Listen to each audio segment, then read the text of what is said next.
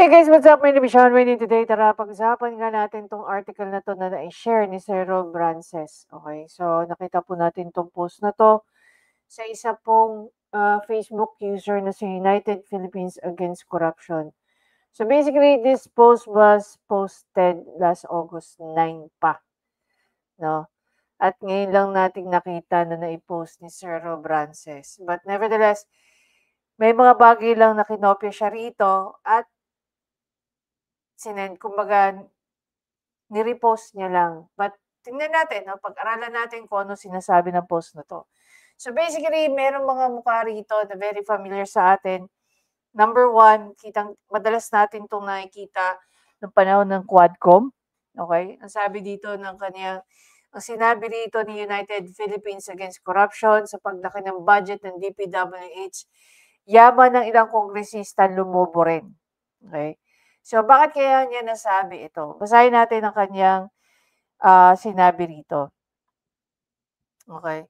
So, as you all know, okay, Speaker Romualdez, Zaldico, ano sabi ni Vice President Sara Duterte tungkol dito sa dalawa? Sila lang daw ang mayroon talagang may hawak ng pera dyan sa Congress. Okay? Si Congressman J.J. Suarez. Once upon a time guys, may nakita tayong article no, na nasusulat tungkol sa kaso, hindi natin alam kung yung kaso niya sa ombudsman ay nakabinbin o na-dismiss na o ano yung naging resulta no, we don't know. Pero may mga nabasa na tayo tungkol sa mga reklamo laban kay Congressman J.J. Suarez.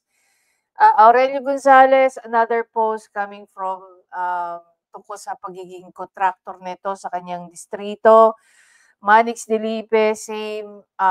Edwin Guardiola, I think the same. Okay. So, napaka-imposible naman na hindi ito magkaroon ng connection sa dahil construction workers nga ang inaano nitong kongresistan to. Actually, hindi ko sila kilala lahat. Hindi ako familiar masyado sa kanila. Ang familiar lang tayo talaga dito kay J.J. Suarez, dito kay Saldico, at kay Martin Romualdez. Okay. So, ayon nga dito sa article o sa post galing kay United, matapos lumaki ang budget di umano ng DPWH, yumaman ng ilang kongresistang lumobo rin. No? Yung yaman daw ng ilang kongresista lumobo rin. Kasabay ng paglaki ng budget sa DPWH mula 2022, lumobo rin ang yaman ng ilang kongresista, kabilang ang tinigurang the Big Six ng 19 Congress. Okay. So this is something new for us. Kasi hindi naman natin alam na very recent lang, no, may nagtanong kay Bongbong Marcos at ang sinagot ni Bongbong Marcos, nasa na ba daw ang mga investigative journalists. So ito nga yung problema natin eh. So while there are people na nagsisiwalat ng mga bagay-bagay, what these people get, no? Like say for example, I'm looking forward na pag ito lumabas, ito nabasa nila tambaluslos, aatakihin nila kung sino man yung sumulat nito. Okay? Tayo, nagbibigay lang tayo ng reaksyon, nagbibigay lang tayo ng komento rito. Hindi po tayo ang original na sumulat na to. Okay? It's just, I just find it interesting that there are people besides from us who are also very much invested sa paghahanap ng mga kasagutan. Okay? O may mga katanungan. So ngayon, this is the first time na may nakita tayo na may tinatawag palang the Big Six na 19 Congress. We don't know why they call them the Big Six, pero malalaman natin later on.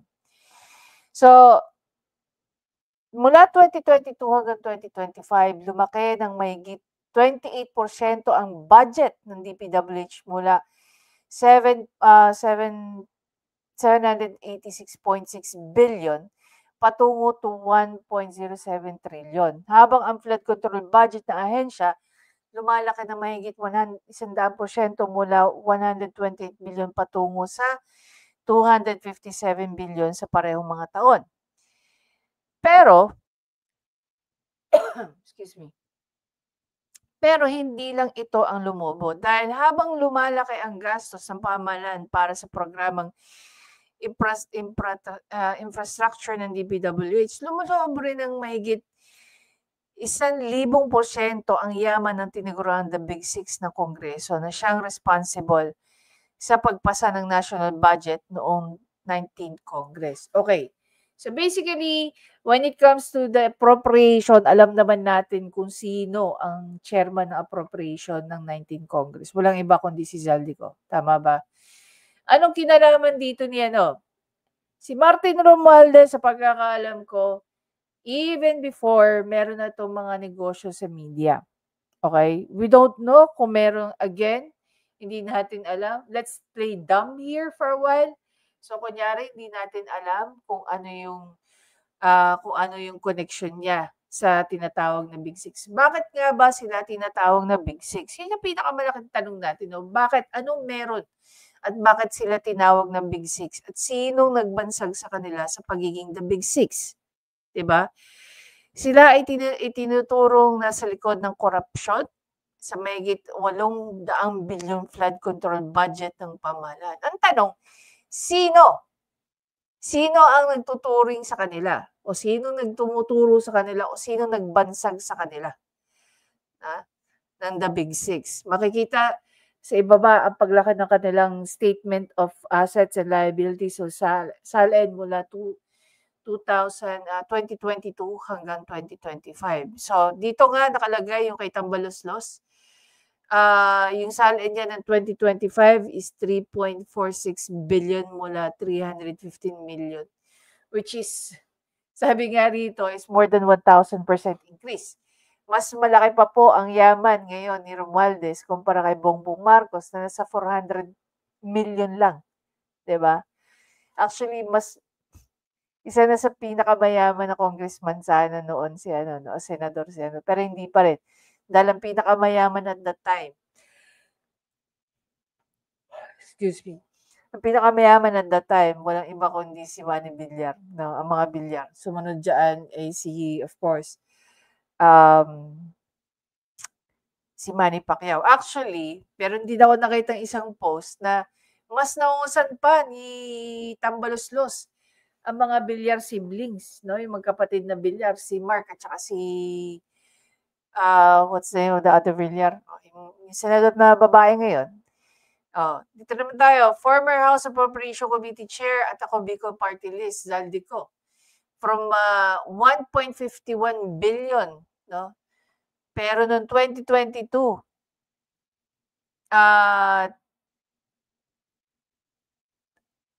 236.7 million lang ang yaman niya noong 2022. Pero ngayon, nasa 1.51 billion na siya. Now, there's about 637% increase. Senior Deputy Speaker and second Quezon 7 2nd District Representative David J.J. Suarez, no? 2.34 billion mula nung na nag-umpisa ng 287.6 million noong 2022, 813 increase. Former Senior Deputy Speaker Aurelio Dong Gonzales, 1.3 billion from 136 million. So there's about 956% increase. Former Majority Leader Manix Dalipe, 1.4 billion to 203.7 billion. So there's a 733% increase. At ito, ba't hindi to? Construction Tycoon and CWS Party List, no? Dito tayo magkakaproblema. 2.2 billion mula 299 million, no? 700. So basically, ang pinakamatitindi rito, si Romualdez, si Suarez, tsaka itong si Garjola. Diba? Ano sabi? 3.2 2K na pagkaka-share nito.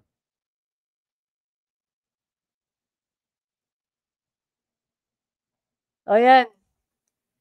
Isumbong daw natin to kay paimbestigahan natin to kay Bongbong Marcos. 'Di ba? Meron siyang website no, naglagay pa siya ng website para lang maisumbong natin tong Big Six na ito.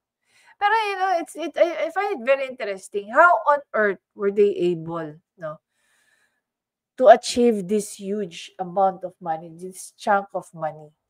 'Di ba? Makakasuhan bang mga 'to? I doubt it, really. Naniniwala ba kayo na makakasuhan 'to?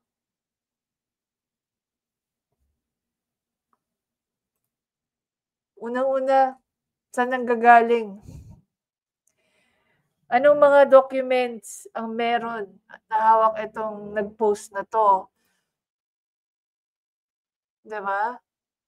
Kasi kung nilabas nila 'tong mga figures na 'to, dapat nilabas din nila yung SALN, 'di ba, ng United Philippines Against Corruption.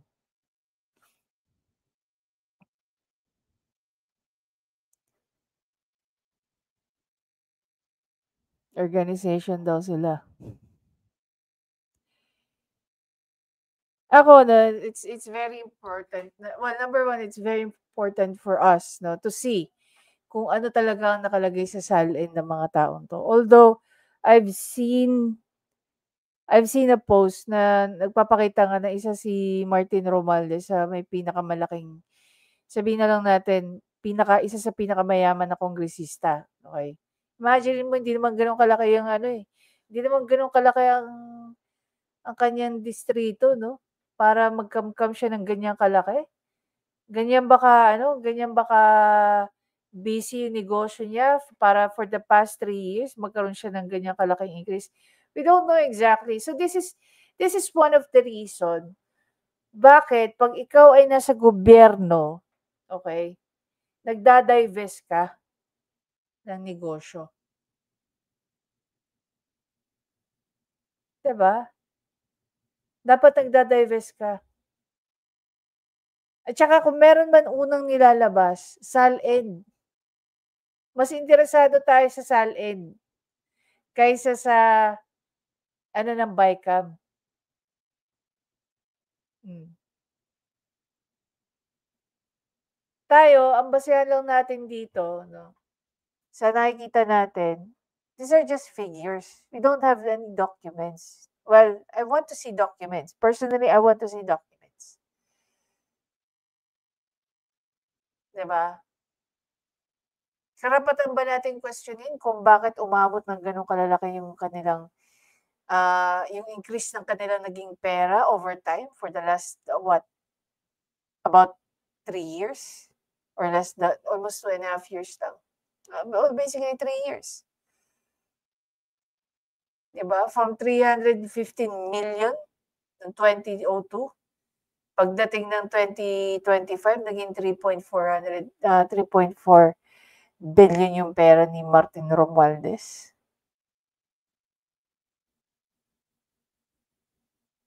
Tapos sasabihin ni Bongbong Marcos, asan na daw yung mga investigative journalists. O ngayon, ayan, may mga ganyang figures. Oh. Paimbestigahan mo ba 'tong the Big Six na 'to?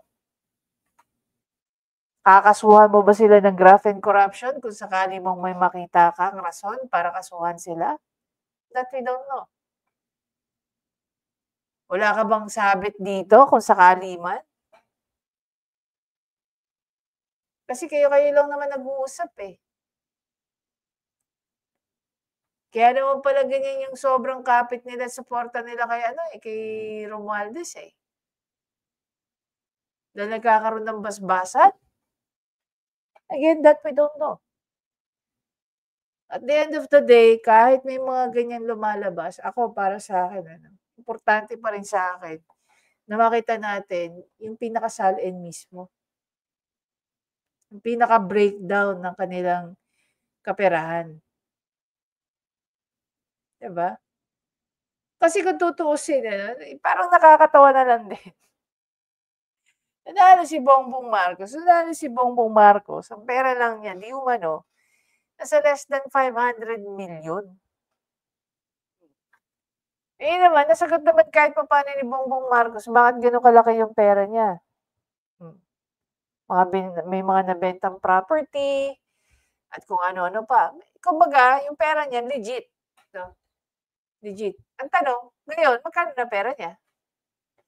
Kailangan din natin makita yung salain niya, 'di ba? Kasi I find it very impossible na itong mga 'to, 'no, we're able to make this numbers or we're able to make this money na very unaware si Bongbong Marcos. Sabihin na lang natin if there's a certain percentage, sasabihin ko na hindi ako naniniwalang walang alam diyan si Bongbong Marcos.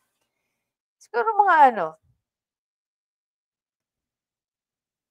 10% masasabi kong walang alam diyan si Bongbong Marcos.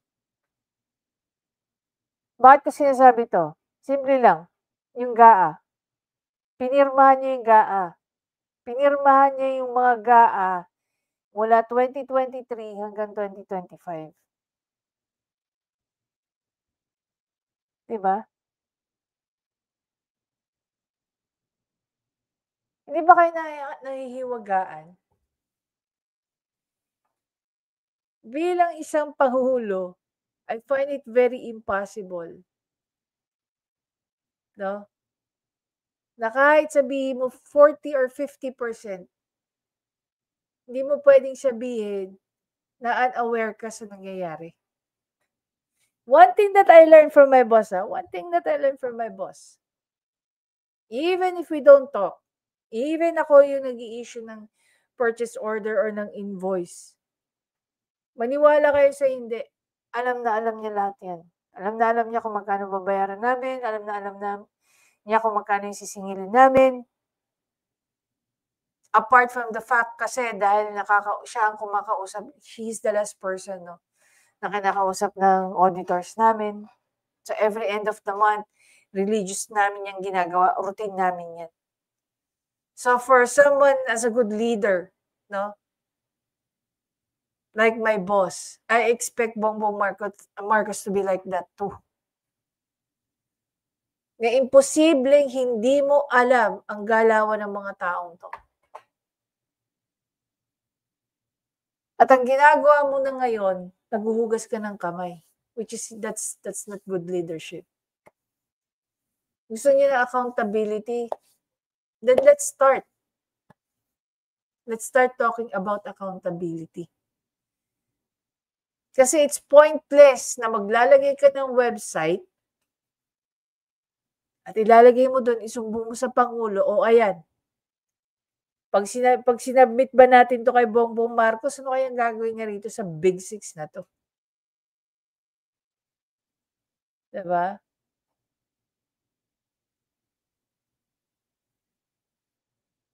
I just find it very interesting that they were able to gather information such as this. And I don't know kung paano 'to makakatulong kay Bongbong Marcos, na naggawa pa ng website para lang, 'no, supili ng mga korap. O ngayon ayan 'no, meron ng The Big Six. Baka gusto mo silang kausapin, gusto mong itanong,